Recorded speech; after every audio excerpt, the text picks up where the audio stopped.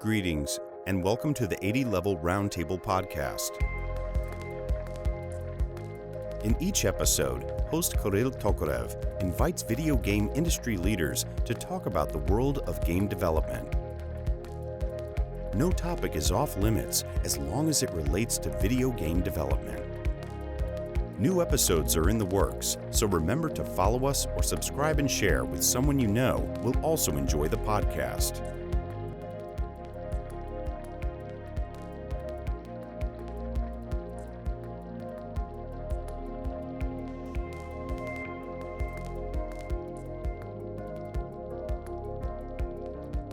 Okay, so welcome to 80 Level Roundtable, where we discuss the latest news about game tech and virtual production and VFX and so on. And today we have with us Victor Perez, where we are going to discuss the latest trends in CG and film and VFX and so on. So Victor, before we kind of start, can you give us a little intro about yourself? Like, what were you doing? Where do you work? And so on. Well, thanks for having me, by the way. I'm a visual effects supervisor mainly. These days, and I mean in the last few years, I have been switching my career from the visual effects to the direction. So I have been directing a couple of short films. The last one, Echo, was the one that I started working with virtual production, but not the virtual production that everybody has in mind right now, which is with LEDs. And I was using virtual production using Unreal for visualizing what the results of a green screen were about to be, and also for dynamic lighting and all of that. But it was before the LED screens. Oh my God, I'm feeling old already. so yeah, I started as a visual effects compositor many years ago, and then I evolved into visual effects supervising, and now I'm preparing my first feature film as a director that I'm developing these days. Oh, nice, congrats on that. So Thanks. at first, for the audience who might not be, in this industry, so what does visual effects supervisor actually do? So is this like a managerial position or? Yeah, the visual effects supervisor is the nightmare for artists. No, come on. No, the visual effects supervisor is the one in charge of designing the shot. So he's the one working with the director just to follow the vision of the director, working also with the cinematographer in order to give the right look at the shot, and also working, of course, with the production in order to get it done within the budget. So it's a figure that is going to reconcile all the narrative aspects of the story that are impossible to be shot. So you have to invent the impossible. That is what I love about my job. So that makes the role of the visual effects supervisor to be one of the very first to start in a project as soon as the script is ready, and it's going to be one of the last to finish, because you are going to follow until the very, very last moment when the shot is, when the show is going to be released. When I was working as a compositor, I remember that I was very proud, because as a compositor, you see the shot of a particular film before anybody else in the world, even before the director. So I remember finishing shots from films that were going to be released worldwide 2 weeks before. So yeah, with the visual effects process, as many other processes like are one of the first and one of the last to finish. So that is my job. It's just designing, try to make the impossible possible. So that is the coolest part.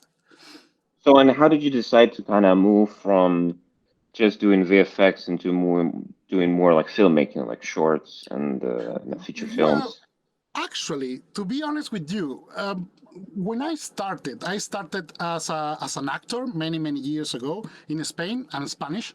I was an actor for 10 years. I started very early. I always wanted to be a director.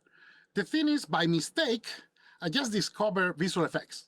And that was a very nice mistake. So because I just got in love with that, and I was even using the visual effects and all the graphics in general, because I was also a designer from very early career. So I was using that to pay my bills.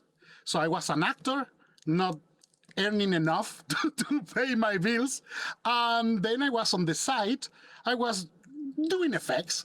And then one day I just realized that my side job was actually making me a very good income. So I decided, well, maybe you can just pay more attention to that. But in the meantime, I was studying cinematography, so I studied filmmaking with Vittorio Storaro, cinematographer of Apocalypse Now, for instance. He has 3 Academy Awards, and I just got in love with the part of telling stories as a director. So not only as a director for theater that is mostly acting, is actors, but using the cinema medium when you have the point of view and deciding what to frame, what not to frame, and telling your own story. One day after a few years working as a visual effects artist, I just realized that instead of helping others tell their stories, maybe I can help myself to tell mine. And I really enjoyed the process. So I don't see myself as a director or as a visual effects supervisor or even a writer, because I like to write the scripts. I'm an artist, and sometimes I just prefer to do things and to do other things. So, they are still paying me for doing some of these things. So I'm quite satisfied. So until they keep paying me, I'm going to keep going. I got you. Okay, so can we switch a little bit to talk a little bit about the tools of trade, so to speak, right? So you've been doing VFX in films like for a number of years already, and how do you see like your toolkit change? Do you see like you have more tools in the pipeline that you're trying to use, or is there like a lot of features coming into one tool that you're kind of dominates the process? How does that work in film? Well, I have to say that I love technology, and that is something unrelated with art. I love lights and buttons since I was a child. I really love the technology when it's applied to art, because it's allowing you to tell stories in a different way. So I remember, for me, it was a massive change in my career when I discovered Nuke, when I started working with Nuke. For the people that is not familiar with Nuke, Nuke is a software for compositing, which is, like Photoshop is for compositing, but for photographies, Nuke is the same, but for motion pictures. The thing is that developed my artistry quite a lot, because now that I know how the image works from the core, I have the ability to change the image itself. So to create in a composition, to create something completely different. So for certain aspects, I can do even editing in one frame. The art of editing is putting 2 frames together or 2 sequences together and just create emotions by putting in time, the sequences in time. I like the editing in frame. So something that you can create an emotion just by altering the world that you are creating in there. So when I started using Nuke, that is a very complete software, in my opinion, and has a bit of everything that you can need for modifying images, altering reality. I started changing my way of telling stories. So even the interest that I have and how you can do the same thing in visual effects in different ways. You can use more a 3D approach or a 2D approach. I'm more towards the 2D approach because of my background. But when you start reconciling everything together, that is amazing. You can create new things. So I always pay a lot of attention to every release, because the nice thing about Nuke is like it's done by the people of the industry. So the people that is working in Nuke, the engineers, have constantly the feedback of the people that is using the software in the industry. So I remember once, I cannot say much details about that, but when I was working at Double Negative many years ago, there was a particular note in there that was very cool, because it was a custom note that they did for working in-house. And that was something that I use a lot because it's, wow, this is really good. And it's like, it's a shame I cannot use it outside double negative because it's, it's custom made. And then one day I found that note in the build of Nuke, in the standard version of Nuke.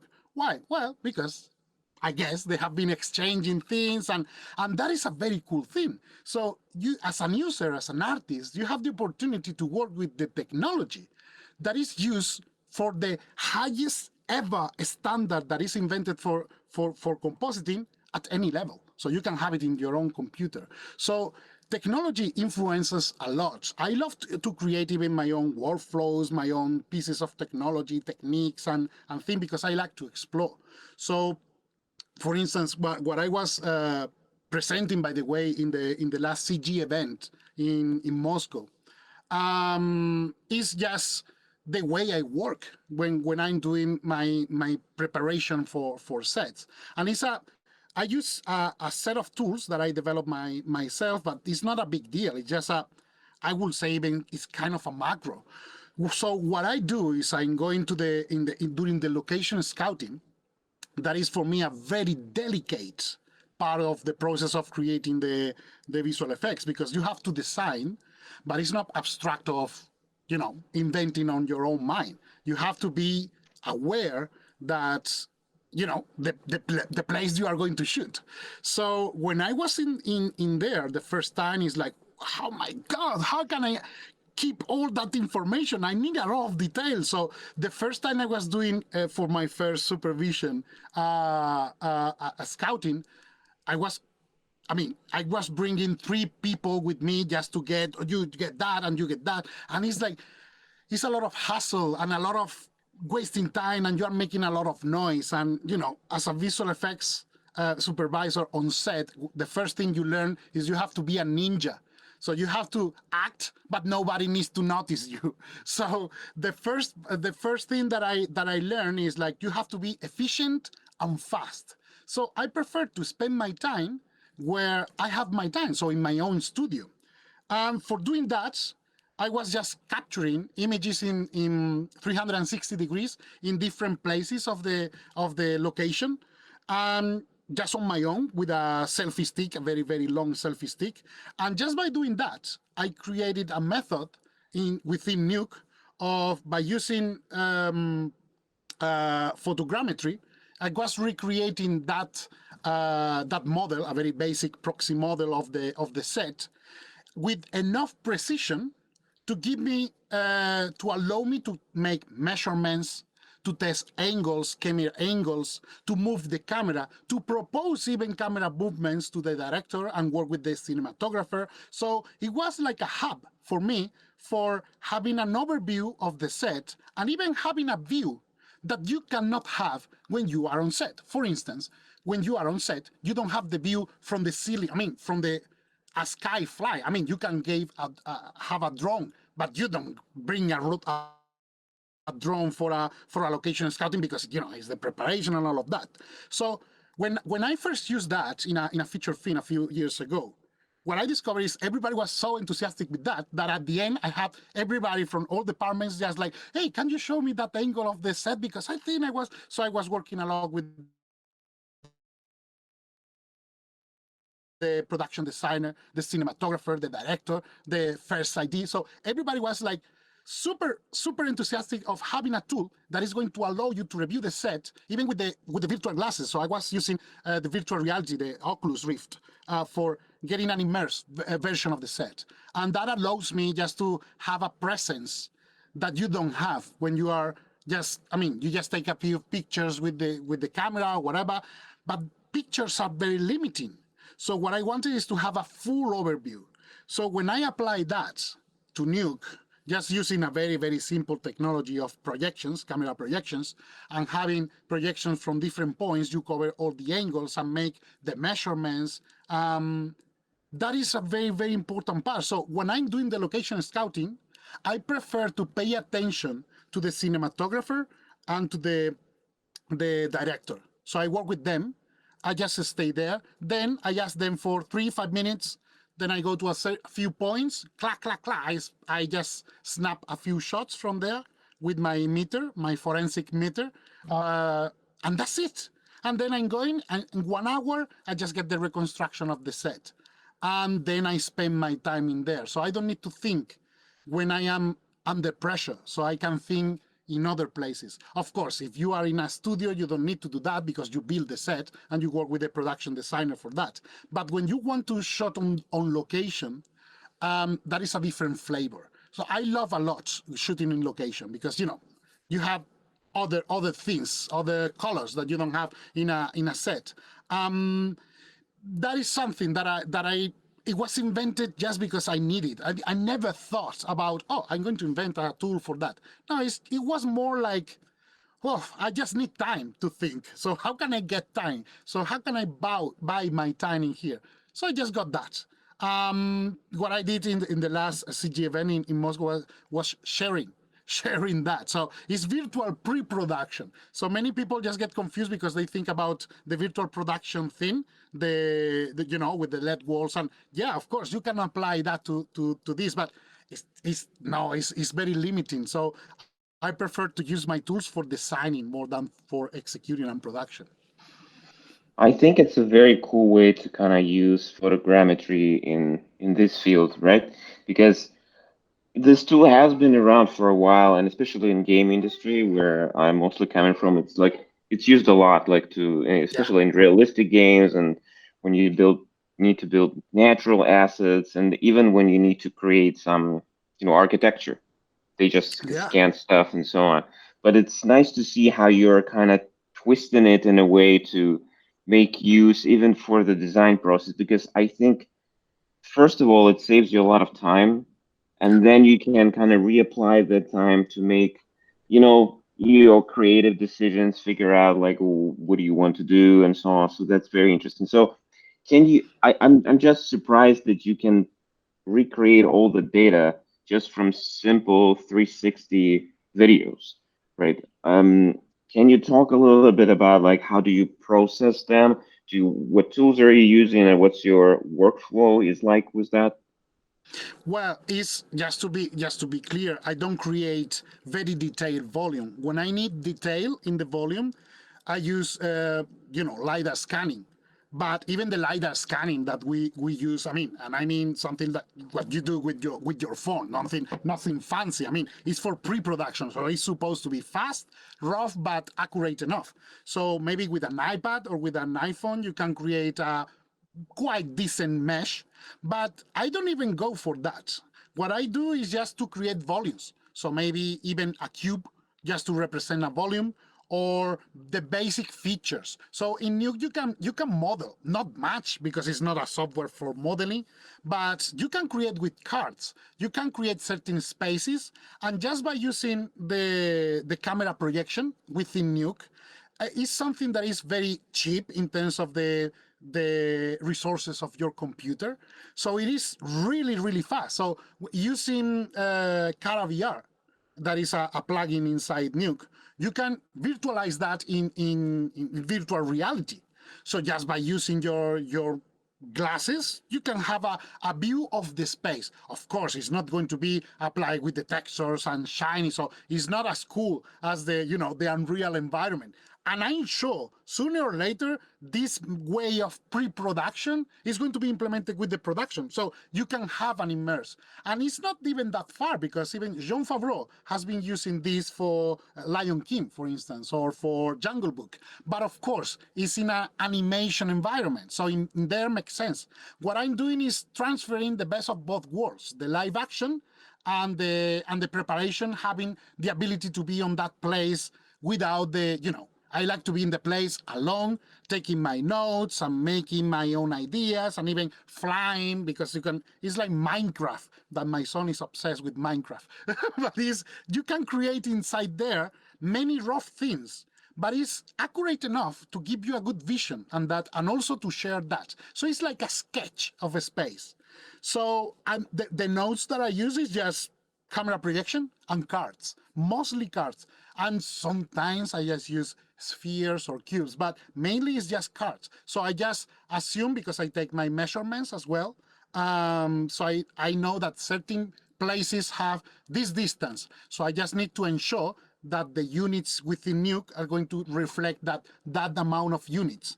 So everything is in scale. So when I am inside the virtual world, I know that the distance between this point and that point is X amount of meters or miles or whatever.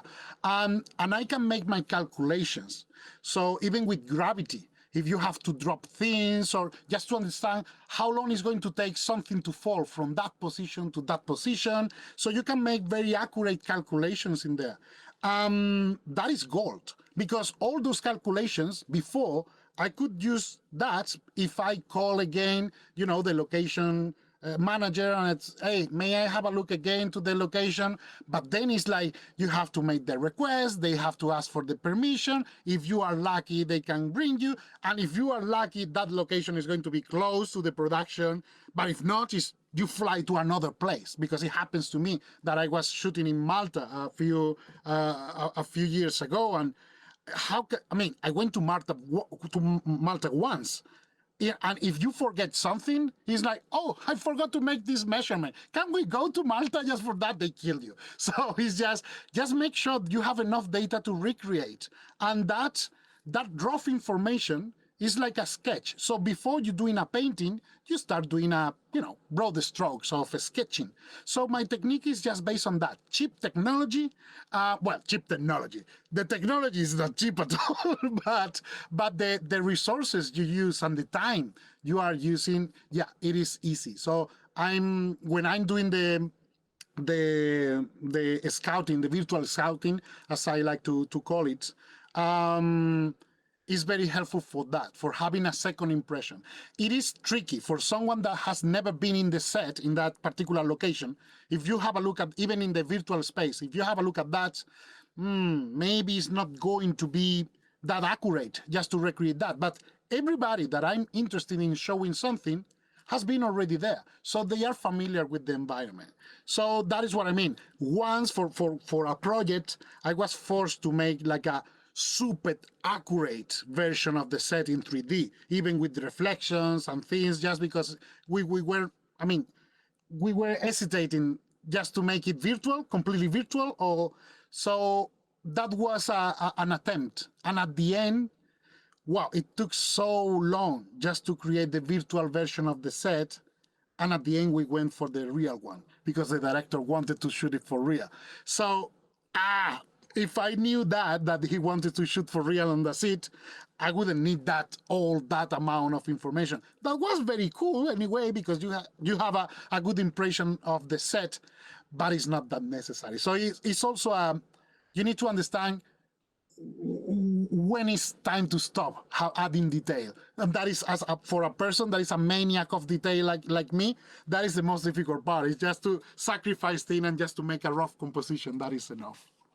So, and do like directors and cinematographers, do they like working with this kind of like rough sketches that you mentioned?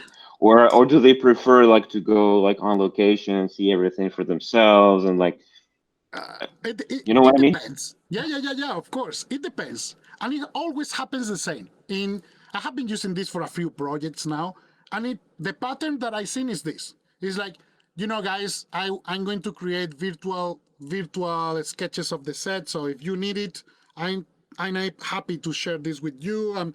Everybody starts with the same thing. No. We like to go on set. No worries. I take my pictures, and I don't like this thing because in visual effects everything looks fake and blah blah blah blah blah. Then it's like, okay, no worries. I'm just going to have it. If you want, anytime, it's available. And then they come to me the office and it's like, what are you doing? No, I'm just designing this. What is that? It's the camera. Can you put the camera there? Yeah.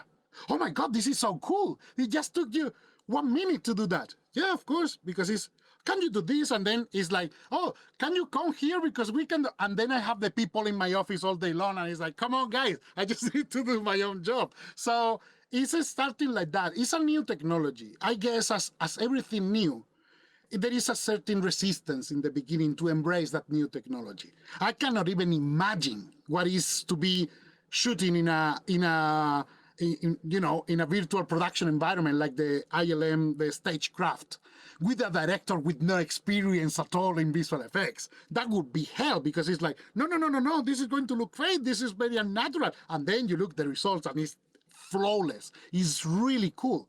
So there is, of course, in the use of technology, I think you need to trust the people that you are working with. Of course, it is really easy. If you are working with Jon Favreau or Steven Spielberg, people that they know how the visual effects works because they use it to tell the stories. But there are other directors that they don't like visual effects to tell the stories because they see it as an obstacle. And maybe for them it is indeed an obstacle. But when you use visual effects for storytelling, I don't care about the technology. I care about what I can get that I cannot get in any other way. So if you embrace that for storytelling purposes and you trust your team, wow, that is very cool.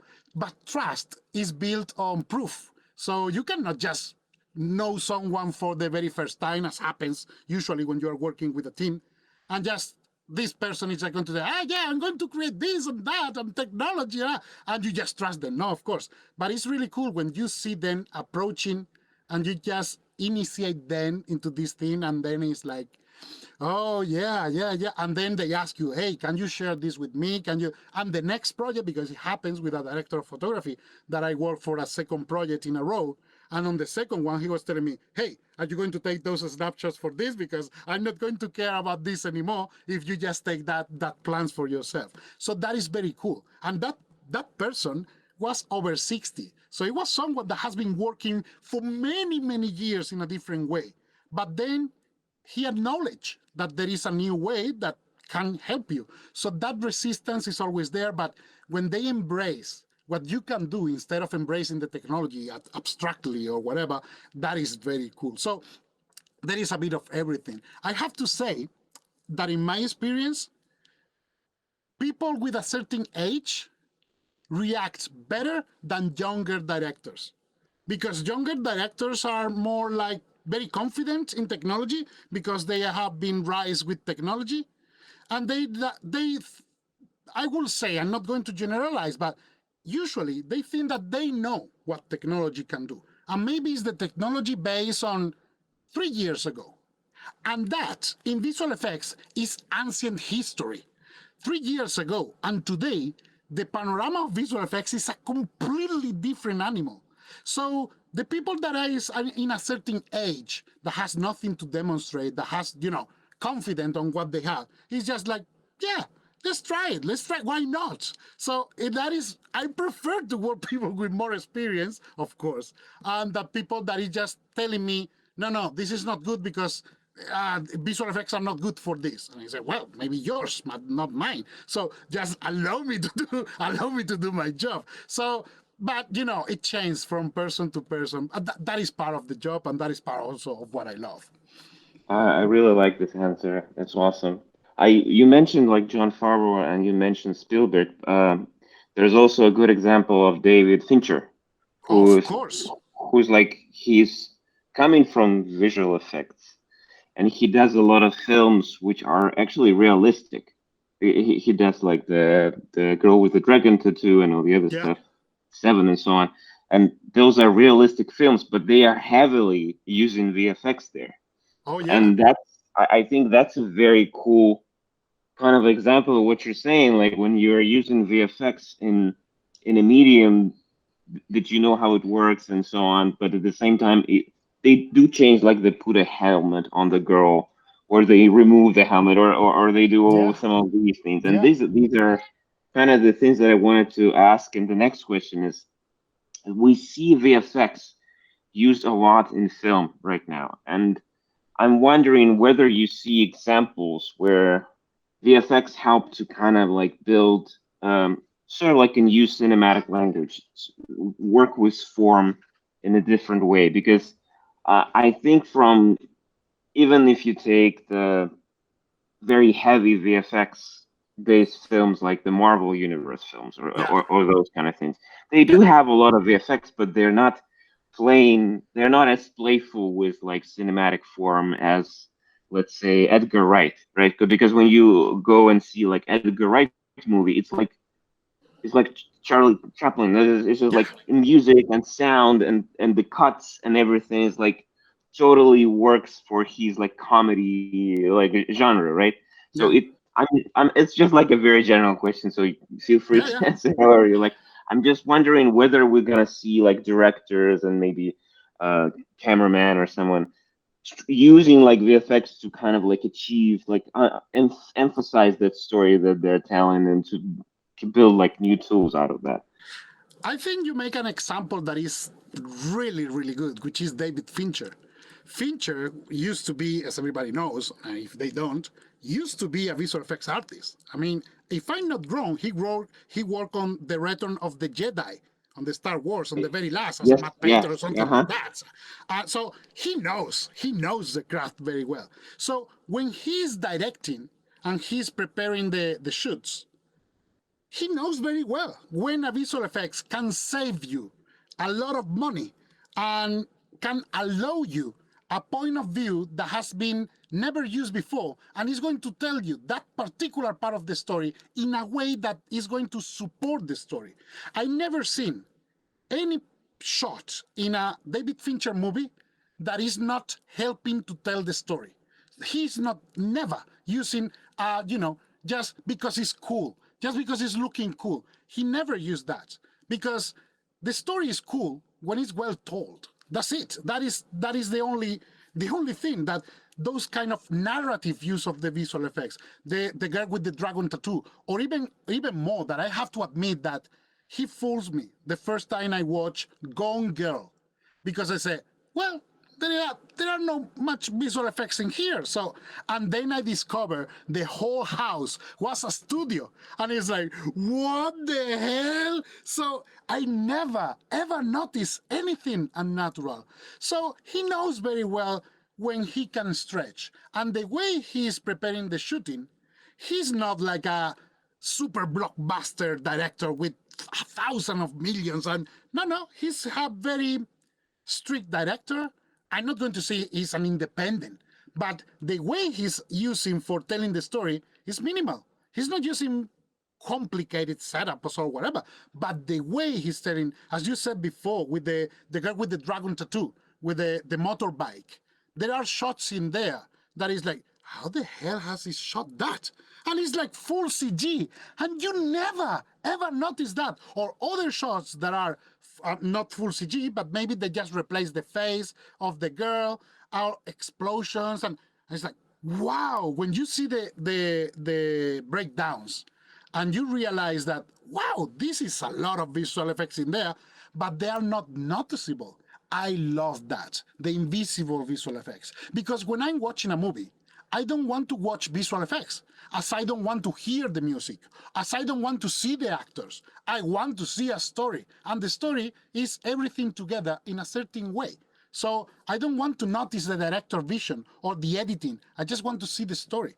So in certain films, as you said before, like Marvel superhero movies, something that I love, by the way, but it's another narrative. It's so intense that is looking more like animation than live action, and that is very cool because it's based on comic books, and comic books are not novels, so they are not books for reading, and they are still not paintings. It's something in the middle. Well, for me, superhero movies like Marvel superhero movies are something in the middle between animation, live action, and it works.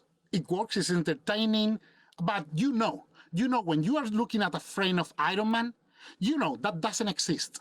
And you are just trusting the story, and it's good enough. I mean, when you are telling a child a story, you start telling them, once upon a time there was a wolf that was talking to the grandmother, and the people is the boring people, and it's all good. They are little children, and it's fine.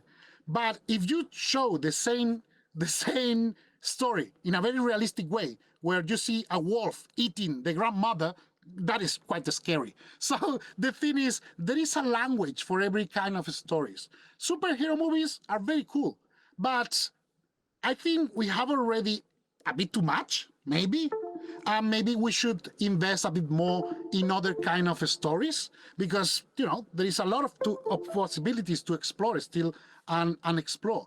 So that is what I mean. Is now the technology can do things that are allowing us to create something new. For instance, the Mandalorian, something that is, I mean, it's a it's a Western. Everybody knows the Mandalorian is a Western in the space.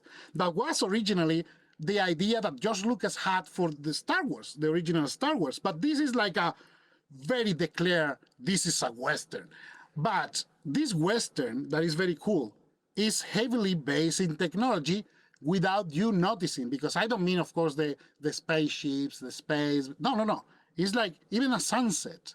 When you can shoot something at sunset, everybody that works in the industry know that shooting at sunset is the most difficult part ever because the sunset is lasting for maybe half an hour, and in half an hour you have to get plenty of shots. There is a very famous film shot by Nestor Almendros that was entirely shot in golden hour, and it took months and months just because it was entirely shot in there. And but it's beautiful, but it's just, I mean, who is going to produce that because it's so expensive, just days and days for shooting half an hour a day. So now you, thanks to technology, you can use that and shoot 8 hours in sunset. And not only, you can put the sunset anywhere, and you can put the sun up or lower or whatever. So that is something new. When technology is at the service of a story, you create something that is going to relay as iconic, as for instance Jurassic Park. The first time we saw a dinosaur, an organic creature, that was a benchmark. About even the Terminator 2, with the liquid metal Terminator, that was a benchmark, and that was again a new technology. Or the Matrix, when we saw the first time the Valentine effect, and so when technology is supporting the storytelling, it is so cool because it's just like another point of view. Even for us, when we are working in the industry, in the visual effects industry or stories industry, we are telling the same stories as we have been telling for the last 25 centuries. I mean, in Greece, in the 5th century before Christ, so 2,500 years ago, they started telling the same stories we are telling right now, but in another way. So what we are doing is just changing the context of the story and evolving with us. But the stories are the same as humans are more or less the same. And you don't need to go that far to see the world these days is not that different from the world than 100 years ago. It's not that different. People suffer the same, So at the end, what we want is to be told the same stories, but in a different way. So that is the role of technology. Thank you so much. I think that's a very inspiring answer for everyone who's working in the VFX in general.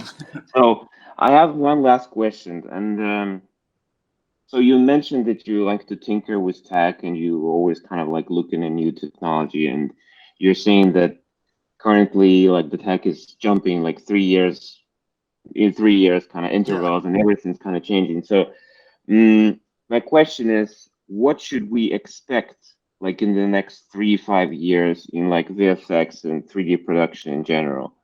Maybe there's going to be more AI or like neural networks or maybe something else. So would like to see your perspective. I think for what I see, the next big thing is going to be the neural networks and computer learning. Because something as silly as the face app, this thing that is making you look like old, and that is amazing. And you can do that in your phone. What if we can apply that to make whatever? It's just to change face of the actors or to recreate procedurally worlds. Or that can be applied, by the way, to video games that have been, video games right now are at the top of the pioneering in technology. Now what we are doing in visual effects is applying that to how to tell stories in just a fixed rectangle, because in the video game you have a 300 degrees of craziness. In cinema you have just a 16/9 or the square for telling the story. That is easier in a certain sense, but the third dimension that we are adding in cinema is storytelling. So you don't need to participate in the story, so you are told. That being passive in this case is not wrong, it's not bad, because I really enjoy someone telling me a story instead of participating in the story. So what I expect is like computer learning is going to assist on many tasks. Of course, the face changing and all of that we are now cut use, the deep fakes and all of that. But other kind of processes that, for instance, for compositors are going to be very, very important. For instance, rotoscoping. For the people that is not familiar, rotoscoping is, create the silhouette of someone and just to make that silhouette to move along. So you can get that person and to put it someone else or to put something behind. So that is a very, very expensive in terms of time process, because you need plenty of people doing that for many, many hours, while computers can procedurally do that in less than a second.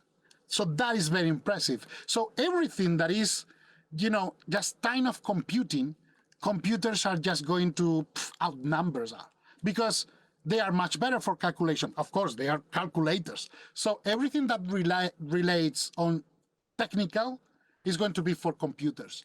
And that, hopefully, is going to allow us humans to become more artist-based. So no that focus on the technique or the computer. No, I'm just going to focus on something that computers will never have, which is taste, design, all that little chaos that is in the mind of human beings, that at the end, if you put together, that is art. So I want to focus more on art, less on technology. But to focus less on technology, I need to understand technology. So that is like a paradox. But at the end of the day, if you know the technology, then technology is at your service. If you don't know the technology, you are a slave of technology, because you are just going to be behind the technology trying to fix something. So that is what I see in the future, and it's not even that far. In the future, the computers are going to assist a lot of the process of any visual effects task, procedurally, or even assisting or detecting things, detecting objects. I saw the other day, my father-in-law, he's blind, and the other day I saw in a demonstration glasses that were seeing objects and describing the objects, something that is out of this world. It's like a camera that you point the camera to a mobile phone and it's telling you, this is a mobile phone. Or you point to a person and it's telling you, this is a person, and if is in the database, it's going to tell you the name of the person and can give you more data. That looks like Tony Stark glasses in Spider-Man. And now it's applying for helping people that is not able to see. Well, that kind of technology, that amazed me. So when we are using that for creating a better world, and then we can use even that to share the technology between different disciplines, at the end, what we are doing is just rise with the technology. So it's just what makes us different from animals. It's just we use technology at our service. I don't think the Terminator is going to come to kill us all. Skynet is not going to happen. But, I'm very positive anyway. Cool. Well, Victor, thank you so much for joining us today. It was a very interesting talk. We will add the links to your website and some of your reels to the description. So if everyone's interested, please click and enjoy and have a look. Thank you so much, and see ya. Thank you. Thanks for enjoying another episode of the 80 Level Roundtable podcast. Check out upcoming episodes on the 80 Level website at 80.lv. Join our career site at 80.lv/RFP. And share our podcast with friends and on your social networks.